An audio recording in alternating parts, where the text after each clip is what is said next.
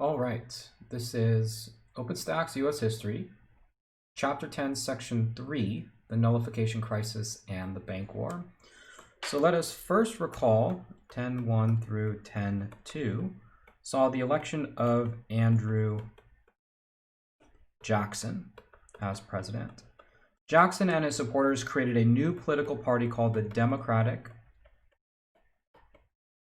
Party.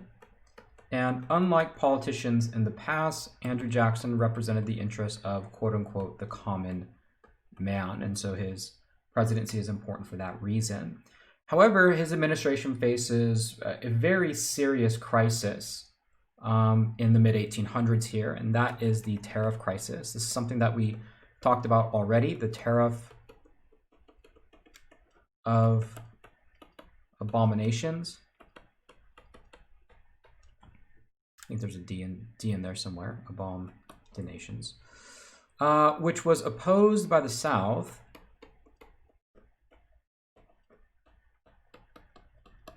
and supported by the North. Right? That, generally speaking, northern states supported the tariffs, southern states opposed this. And this comes to a head in what's called the Nullification Crisis. Initially, South Carolina is the state that really heads this protest, led by John C. Calhoun, who is none other than Andrew Jackson's vice president. In a lot of ways, John C. Calhoun is the voice of the South. He is kind of the main political figure for those interests in the South. And the South Carolina Exposition and Protest is a protest against the tariff, but also talks about how the Democratic majority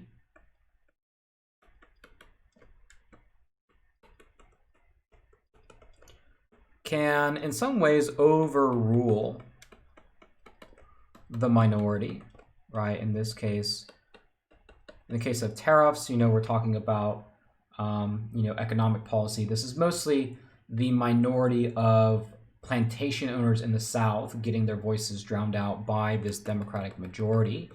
And what South Carolina begins to recall, or their proposed solution to this problem, is nullification. This is also something that we've talked about previously, but to nullify something essentially means that states can cancel federal law, right? This was actually first put forward by Thomas Jefferson and James Madison in response to the Alien and Sedition Acts via the Kentucky and Virginia resolutions. But this time, a couple years later, now you have John C. Calhoun of South Carolina essentially saying that they want to nullify the various tariff laws, right? The various taxes that apply to the whole country. Andrew Jackson's response is that the Union shall be preserved. So he's not entertaining Calhoun's position of nullification. So the idea that the Union shall be preserved, this is Jackson's position, right? You can think of this as an issue of federalism. Federalism is the sharing of power between states and national government, right? Washington, D.C. Since Andrew Jackson is the president at that time, Andrew Jackson represents the federal government. John C. Calhoun represents the state of South Carolina. And of course, the disagreement is over this tariff. Calhoun says we can cancel these laws out via states' rights. Jackson says, no, you cannot. When another tariff is passed, this one specifically the tariff of 1832, again, tariff being a tax on imported goods, South Carolina does officially move to nullify that law. So nullified by South Carolina. Robert Hayne, who is from South Carolina, and also the individual that you see pictured right here, he essentially makes the argument in favor of nullification, right? So Robert Hayne makes the argument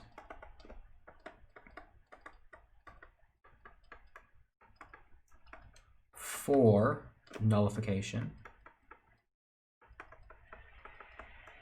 Jackson's response is very important. Jackson and Congress, because on this side you have Jackson, the president, but you also have Congress, right? The House of Representatives and the Senate. And what they do is they pass the force bill, which allows Jackson, so this is being passed by the U.S. Congress, to use armed force. And I know that we're getting a little bit messy here. Armed force to enforce the tariff. Right. And there's a serious question at this moment about, will a civil war break out between South Carolina and people like Robert Hayne and John C. Calhoun, who are not going to follow this law, and Andrew Jackson in Congress that say, yes, not only are you going to follow the law, but we are willing to use force if necessary.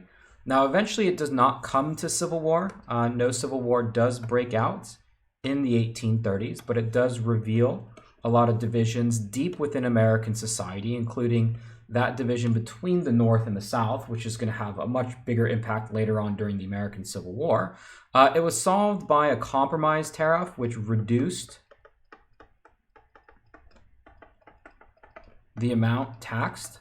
So this was somewhat of a compromise, but a very, very turbulent time period. In fact, if you were to ask the following question, was there ever a point before the Civil War in which North and South fought one another? Well, if there ever was such a time, it was over this, right? It was over taxes, because it not only revealed the differences between, Northern and Southern attitudes towards government, it was related to the different styles of economy that the North had and the South had, North industrial, South agrarian, and also centered on slave labor, because this, this minority here, of course, were the slave holders.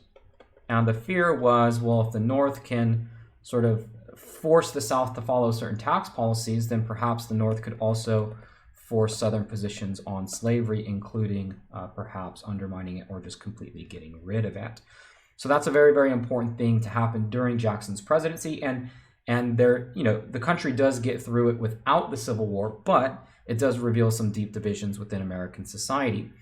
Another very important event during Jackson's presidency is the Bank War. Recall, Andrew Jackson represents the interests of the quote-unquote common man, right? That's who he is voted, the people that support him are those individuals. He portrays himself that way.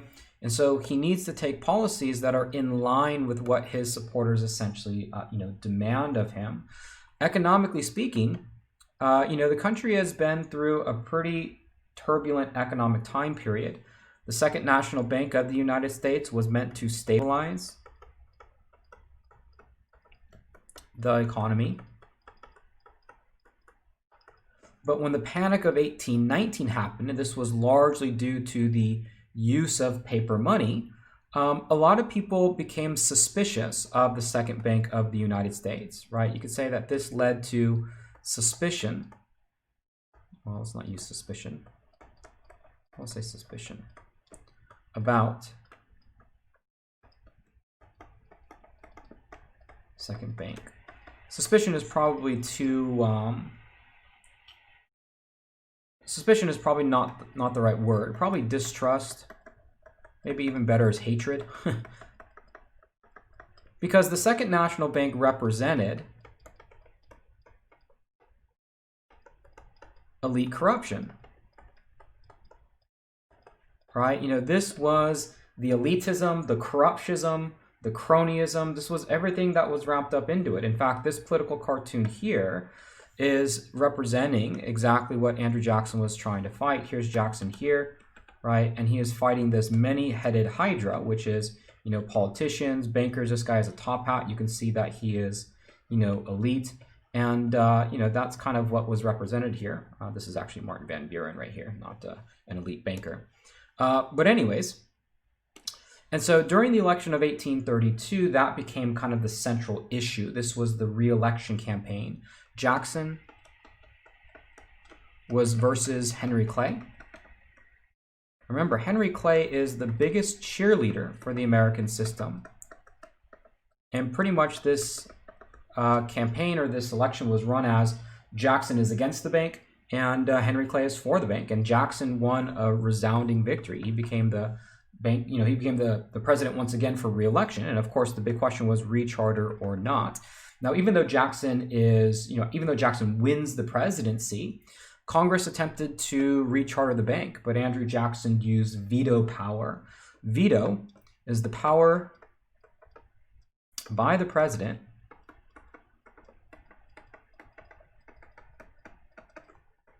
to, I guess we wouldn't say strike down, but to, because the way that the lawmaking process works is that Congress writes the law, and once the House of Representatives and the Senate, once they create, they take a bill and they turn it to a law, it has one last step, and that is the president has to sign it. If the president doesn't sign it, then it doesn't become a law. So this veto power that the president has is power by the president to, we'll say, strike down laws. But this is only when the lawmaking process is actually taking place. Actually, maybe we'll say strike down bills. Because before a law becomes a law, right, it first is a bill, right? So the president has the power to essentially cancel out bills, not allowing it to become a law. And just like that, the Second Bank of the United States expired. And this was considered to be a huge victory for, quote unquote, the common man, so to speak, right? The monster bank, as Jackson described it, and his supporters described it, was, quote unquote, killed by Jackson. And this was, really what his supporters had been advocating for quite some time. Jackson also had a big distrust of paper money. The specie circular, recall that specie was hard money. Hard money is gold and silver.